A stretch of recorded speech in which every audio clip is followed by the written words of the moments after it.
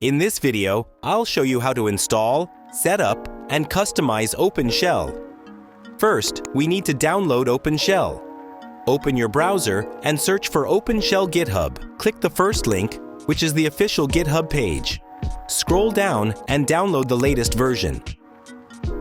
Once the file is downloaded, double-click it to open the setup. The installation process is simple. Just follow the instructions and click Next. If you see multiple options, just continue with the default settings. When done, click Finish and OpenShell is installed. Now let's set it up. Open the OpenShell menu settings from the Start menu.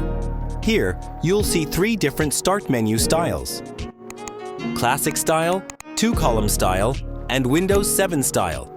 Pick the one you like, then click OK. That's it.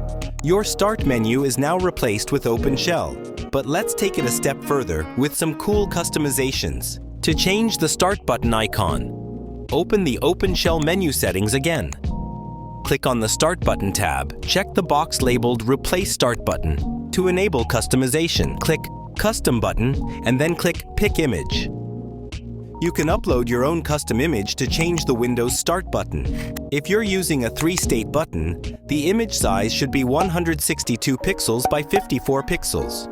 You can get ready-made Start buttons too. Just search OpenShell Start buttons on Google, and you'll find tons of free designs to download.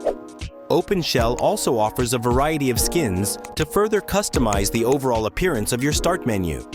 You can explore different skins that change the fonts, colors, and layout styles. Experiment with these options to choose a look that best matches your style and makes your desktop truly unique.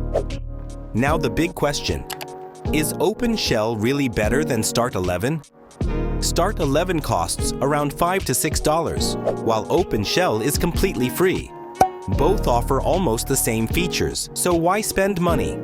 Plus, OpenShell doesn't slow down your PC at all.